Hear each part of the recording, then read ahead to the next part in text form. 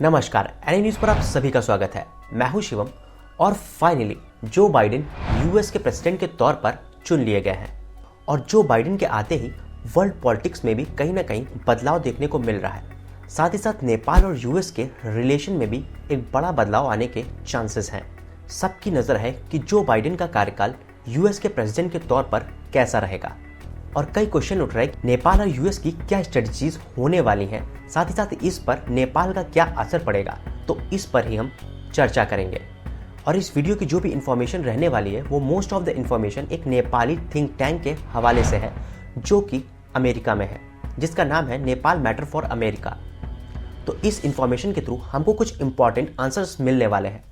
Answers होंगे कि Biden की नेपाल की पॉलिसीज़ क्या रहने वाली है, साथ ही साथ क्या अब अमेरिका इंडिया की नज़र से नेपाल को देखेगा या फिर नहीं। साथ ही साथ यूएस और चाइना की टेंशन के बीच में क्या नेपाल पर इफेक्ट्स पड़ने वाले हैं, साथ ही साथ नेपाल को क्या करना चाहिए। तो इसलिए इस वीडियो कहीं भी स्किप ना करें क्योंकि आप इंफॉर्मेशन से मिस कर जाएंगे। तो वीडियो को पूरा ज़रूर देखें। यूनाइटेड स्टेट ऑफ अमेरिका यानी कि यूएस के चेंजेस कहीं ना कहीं पूरे वर्ल्ड पर रिफ्लेक्ट करते हैं, चाहे वो एशियन कंट्रीज़ हो या फिर वर्ल्ड में कोई भी कंट्री। यूएस के चेंजेस कहीं ना कहीं सभी देशों पर पड़ते ज़रूर हैं। तो सबसे पहले हम लोग यही जानते हैं कि यूनाइटेड स्टेट ऑफ अमेरिका के चेंजेस पूरी दुनिया में क्यों रिफ्लेक्ट करते हैं, यानी कि पूरी दुनिया में कंट्रीज़ को क्यों यूएस के हिसाब से चलना पड़ता है। यूनाइटेड स्टेट ऑफ अमेरिका का असर पूरी दुनिया पर कहीं ना कहीं होता है और ये इसलिए होता है क्योंकि इसके पीछे कुछ प्रमुख कारण हैं। सबसे पहला प्रमुख कारण ये है कि 90% ऑफ द वर्ल्ड ट्रेड यानी कि जो व्यापार हो रहा है, चीज़ें खरीदना और बेचना, वो अमेरिका की करेंसीज यानी कि डॉलर में होता है। तो ये एक बहुत बड़ा कारण है जिसकी वजह से अमेरिका का प्रभुत्व बढ़ता है। तो दूसरी बड़ी चीज़ ये है कि जो भी कंट्रीज़ हैं वो अपना फॉरेन रिजर्व कहीं ना कहीं यूएस डॉलर के फॉर्म में रखती हैं और ये रकम काफ़ी मोटी होती है।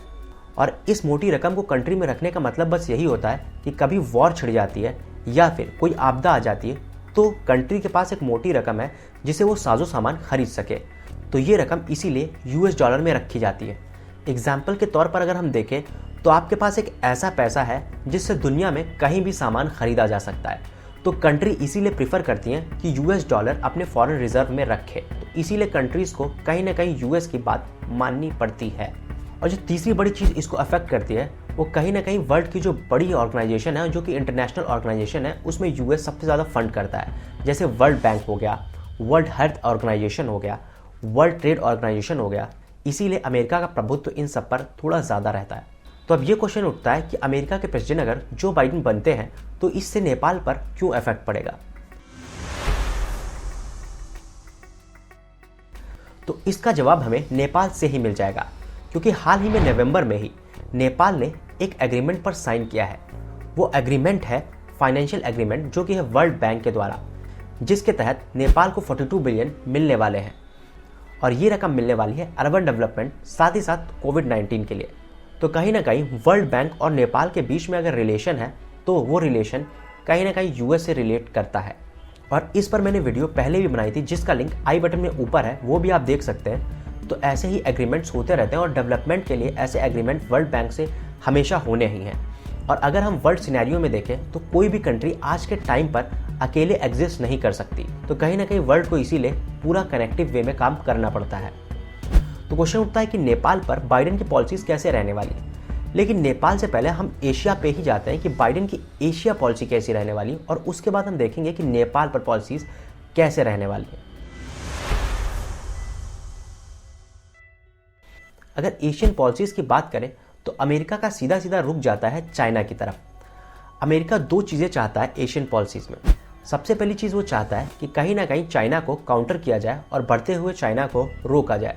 साथ ही साथ वो एशियन रीजन में पावर को बैलेंस करना भी चाहता है क्योंकि चाइना की पावर एशियन रीजन में कहीं ना कहीं बहुत ज़्यादा है और सभी देशों की बिल्कुल कम पावर है। तो अमेरिका ये भी चाहता है कि पावर को एशिया में बैलेंस किया जाए। देखिए, पावर की स्टेबिलिटी कहीं ना कहीं एक रीजन में बहुत बड़ा रोल प्ले करती है। तो एग्जाम्पल के तौर पर अगर हम वेस्टर्न कंट्रीज़ के रीजन को देखें, जहाँ अमेरिका, फ्रांस जैसी कंट्रीज़ हैं, तो वहाँ कहीं ना कहीं पावर की स्टेबिलिटी है, पावर कहीं ना कहीं बैलेंस्ड वे में है, जिसके कारण वहाँ क्लैशेस कम है देशों के बीच में।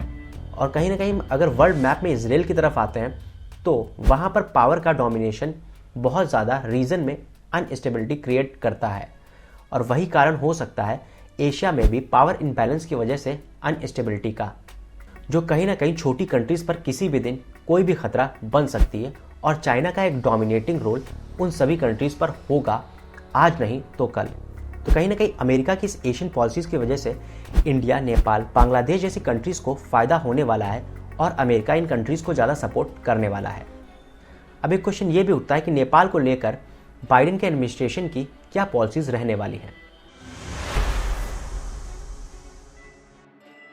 देखिए, अमेरिकन डिप्लोमेसी नेपाल को लेकर कोई रिजल्ट दिखा नहीं पाई है ट्रंप एडमिनिस्ट्रेशन से, और उसका सीधा सीधा एग्जाम्पल है नेपाल एमसीसी का एक फेलियर।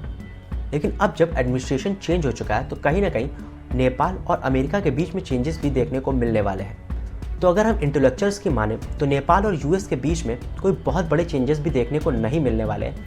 कुछ कॉर्पोरेट चेंजेस देखने को ज़रूर मिलने वाले हैं, साथ ही साथ मिलिट्री और आर्मी को लेकर भी कुछ चेंजेस देखने को मिल सकते हैं, क्योंकि हमने हाल ही में देखा है कि अमेरिका कहीं ना कहीं नेपाल और चाइना की मिलिट्री टू मिलिट्री डील से बहुत ज़्यादा कंफर्टेबल नहीं दिखा है। पर बहुत हद तक अब ये भी चीज़ें साफ है कि अमेरिका अपनी ट्रेडिशनल ग्लोबल इंटरेस्ट पॉलिसीज़ पर ही अब ज़्यादा फोकस करेगा, जो कि कहीं ना कहीं कंट्रीज़ में डेमोक्रेसी, ह्यूमन राइट और साथ ही साथ रिलीजियस फ्रीडम को लेकर रहने वाली पॉलिसीज़ थी, और उन पर अमेरिका अब ज़्यादा फोकस करेगा। लेकिन अगर हम ट्रंप प्रशासन की बात करें तो ट्रंप ने कहीं ना कहीं इन पॉलिसीज़ को नेग्लेक्ट करके फेंक दिया था, और ट्रंप प्रशासन इन पर कोई बहुत ज़्यादा फोकस नहीं करता था, जिसको लेकर हमने बहुत सारे रीजन्स में अनस्टेबिलिटी भी देखी है वर्ल्ड लेवल पर। क्योंकि अगर हम देखें तो यूएस की जो पॉलिसीज़ हैं वो नेपाल की तरफ वैसी ही रहने वाली हैं जैसे कि और डेवलपिंग कंट्रीज़ के रिलेशन में रही हैं। लेकिन नेपाल को जो स्पेशल बनाता है वो है उसकी पोजीशन, जो कि है चाइना के बिल्कुल पास, यानी कि तिब्बत से लगती हुई सीमा जो कि नेपाल की है। तो कहीं ना कहीं अमेरिका का ध्यान नेपाल पर रहेगा, क्योंकि नेपाल चाइना के बिल्कुल क्लोज है, और इससे कहीं ना कहीं नेपाल को फ़ायदा रहने भी वाला है। इसीलिए और डेवलपिंग कंट्रीज़ के मुकाबले नेपाल को ज़्यादा एक्सपोजर मिलने वाला है अमेरिका की तरफ से। तो अब एक बड़ा क्वेश्चन ये भी उठता है कि क्या नेपाल को अमेरिका इंडिया की नज़र से देखने वाला है। तो अगर हम हाल के सिनेरियोस को देखें तो इंडिया और नेपाल के रिलेशन कहीं ना कहीं ख़राब हुए हैं, लेकिन उसमें अब अच्छी चीज़ें भी हो रही हैं और रिलेशन कहीं ना कहीं सुधर भी रहे हैं।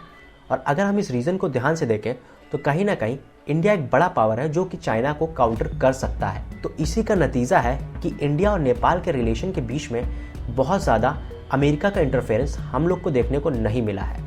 तो अगर हम सीधे तौर पर देखें क्या अमेरिका नेपाल को इंडिया की नज़र से देखेगा, तो उसका सीधा आंसर है नहीं।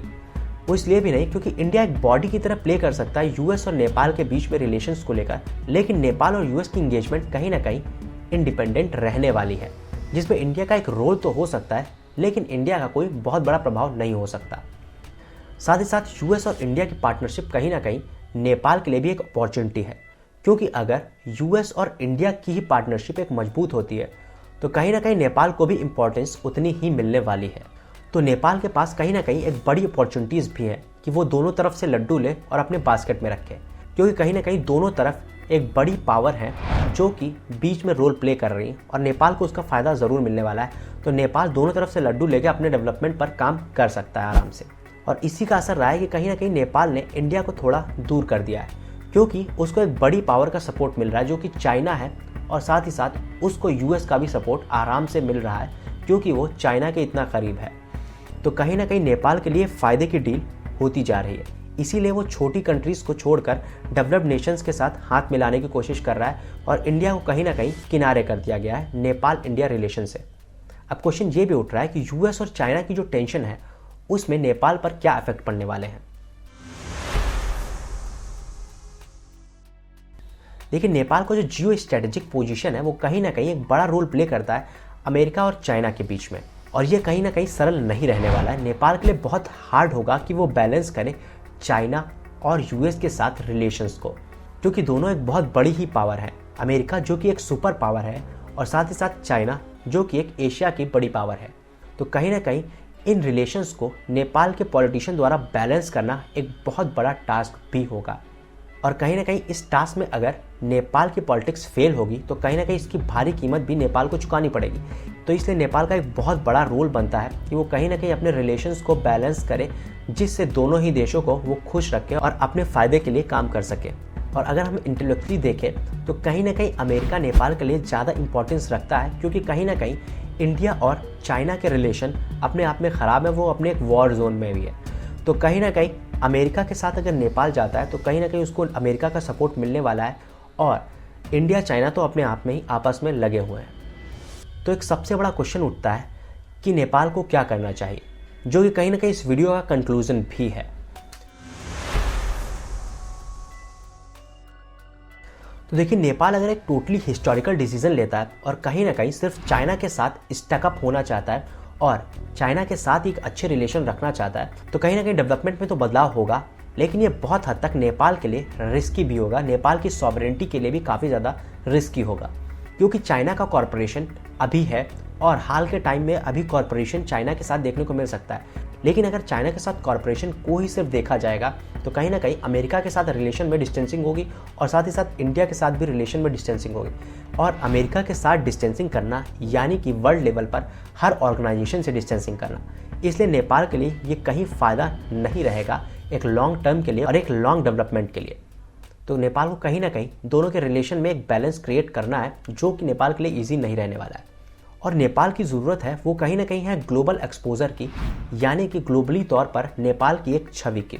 तो वो कहीं ना कहीं यूएस के रास्ते से ही नेपाल को मिलने वाली है, ना कि सिर्फ चाइना के रास्ते से। तो कहीं ना कहीं नेपाल को अपनी पोजीशन के हिसाब से देशों का फ़ायदा उठाना चाहिए और एक बैलेंस क्रिएट करना चाहिए सभी देशों में, ना कि स्टकअप हो एक सिंगल कंट्रीज़ के साथ, क्योंकि वो नेपाल के लिए एक डेंजर लाइन हो सकती है या फिर एक रिस्की पाथ हो सकता है, क्योंकि कहीं ना कहीं उसका सपोर्ट एक बार खो गया तो वर्ल्ड लेवल पर भी आपका रिप्रेजेंटेशन ख़राब हो जाएगा। तो इसलिए कहीं ना कहीं नेपाल को अपनी छवि एक ग्लोबल प्लेटफॉर्म के हिसाब से रखनी चाहिए, ना कि एक इंडिविजुअल सिर्फ एक छोटे से एशियन देश की तरह। क्योंकि एक कड़वी सच्चाई है कि कहीं ना कहीं वेस्टर्न कंट्रीज़ ज़्यादा अमीर हैं और उनके साथ ट्रेड में देशों को ज़्यादा फ़ायदा होता है। और अगर हम नेपाल की बात करें तो नेपाल करीबन $91 मिलियन का इंपोर्ट्स अमेरिका से करता है, साथ ही साथ $122 मिलियन का एक्सपोर्ट अमेरिका को करता है। तो कहीं ना कहीं नेपाल का एक्सपोर्ट और इंपोर्ट अमेरिका के साथ भी रहता है और कहीं ना कहीं अमेरिकन और वेस्टर्न कंट्रीज़ एक बिग और रिच मार्केट भी है। तो आज की इस रिपोर्ट में बस इतना ही। वीडियो अच्छा लगा तो इसे लाइक कीजिए, अपने फ्रेंड्स और फैमिली तक इसे शेयर ज़रूर कीजिए, और साथ में अगर आपने हमारे चैनल को सब्सक्राइब नहीं किया तो इसको अभी सब्सक्राइब कीजिए, साथ में बेल का आइकन ज़रूर दबाएं ताकि लेटेस्ट अपडेट आप सभी को मिल सके जैसे ही एक नया वीडियो आता है। और साथ ही मेरा एक व्लॉग चैनल भी है जिसका लिंक आई बटन में भी है और साथ ही साथ नीचे डिस्क्रिप्शन बॉक्स में भी है, तो उस पर जाकर आप उस चैनल को भी सब्सक्राइब कर सकते हैं मुझसे और ज़्यादा जुड़े रहने के लिए। धन्यवाद। NI news.